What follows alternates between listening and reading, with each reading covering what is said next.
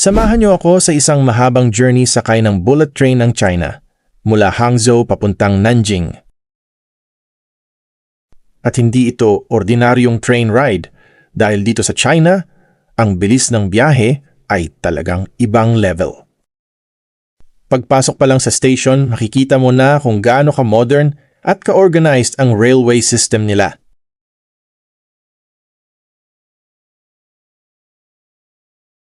Ang nakakatuwa, kahit napakalayo ng destination namin, smooth at relaxing pa rin ang biyahe.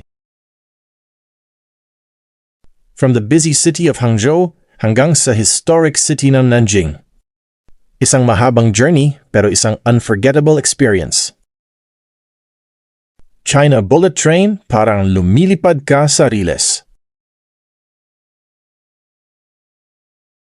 Kung gusto nyo makita ang buong journey namin from Guangzhou to Nanjing, follow at samahan nyo ako sa susunod na part.